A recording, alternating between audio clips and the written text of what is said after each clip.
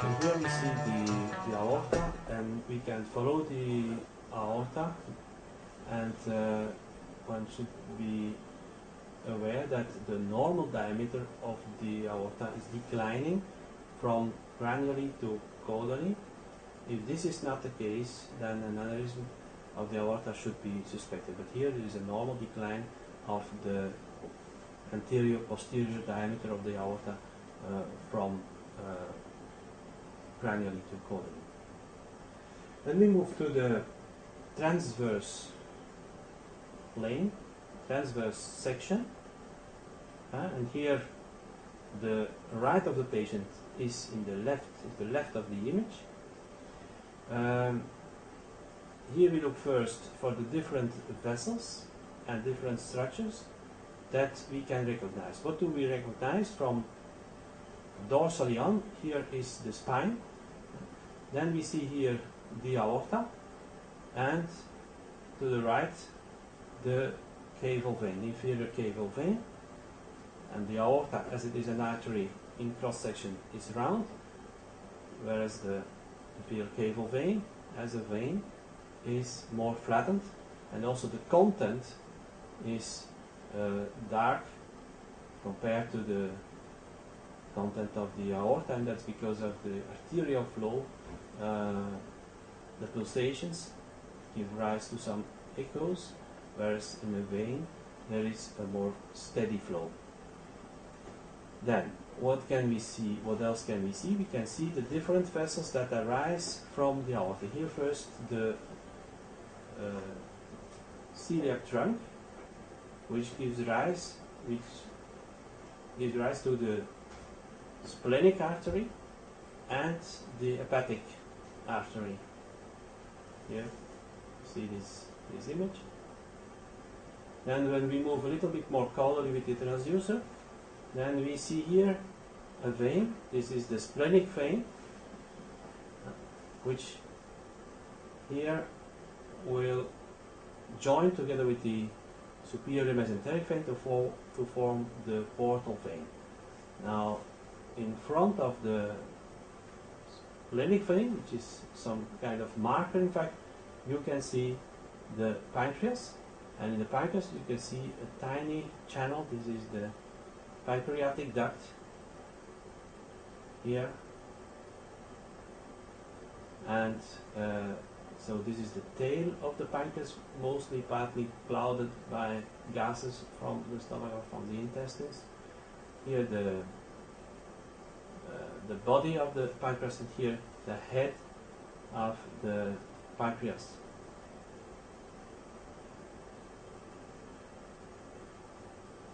When we move a little bit more caudally, then we have here the superior mesenteric artery, the superior mesenteric vein, so-called spectacles image, and here the caval vein and the aorta.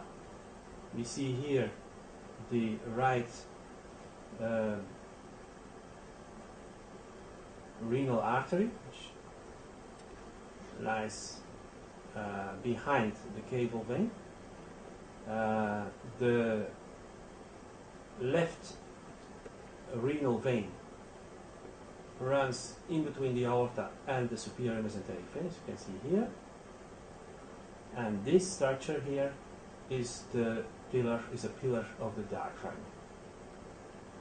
Now, at the other side here, ventrally, we see here the left liver, and this is one of the ligaments of the liver. This is the round ligament, which separates the left liver lobe from the segment 4, which belongs, in fact, anatomically to the left liver, but it lies at the right of the round ligament, or the falciform ligament, also called falciform ligament, and the gallbladder, which you see here.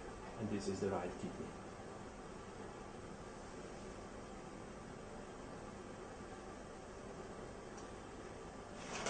And now we move to the left intercostal sections, or in the left frontal plane, and then we visualize the spleen. So this is the spleen. Here we have the diaphragm and the left kidney, which is always hidden a little bit in between the costal shadows.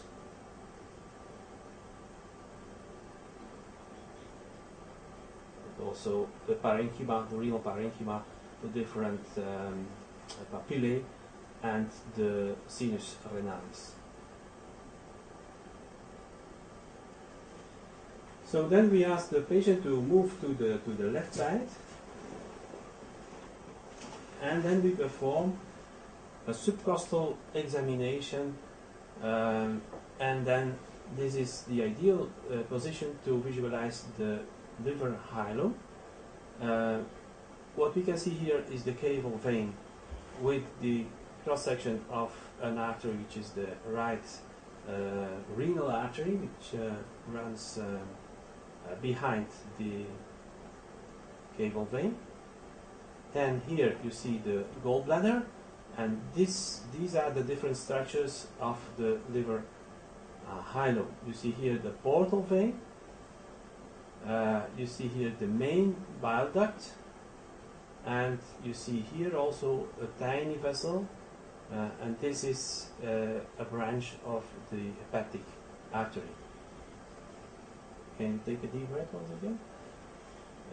Here you see the hepatic vein with no or a distinct, a very discrete delineation, whereas the portal vein branches, they have a clear lining, as you can see here.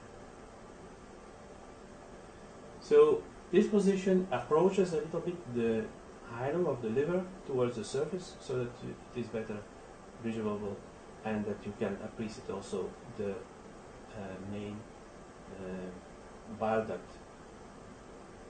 And the intrahepatic bile ducts are not dilated. One can also appreciate here the possible difference between the echogenicity of the renal parenchyma and the liver parenchyma. Alright, so you can move again to the back.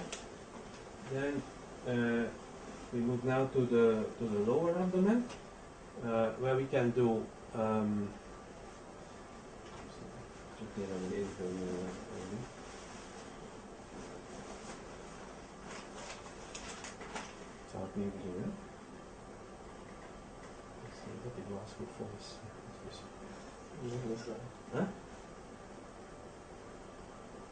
So we move now to the lower abdomen, and here we perform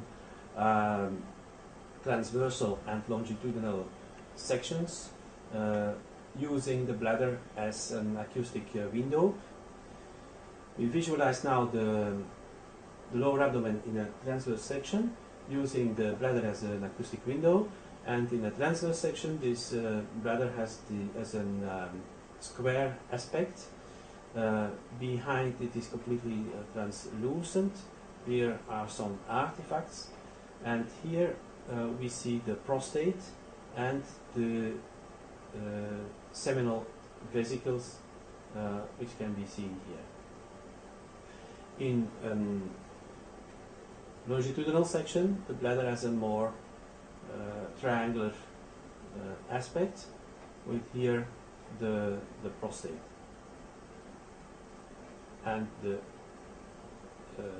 seminal vesicles.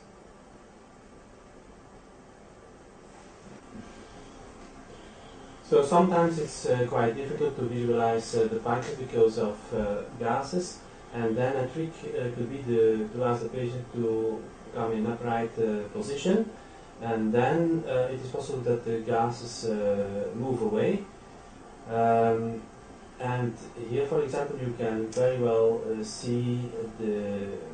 visualize the pancreas here just ventally from the splenic vein. And in the pancreas you can see the pancreatic duct as a whitish line, small whitish line here. Here is the left liver. This is the spine, this is the aorta, this is the caval superior caval vein, and this is the superior mesenteric artery. Yeah. Okay.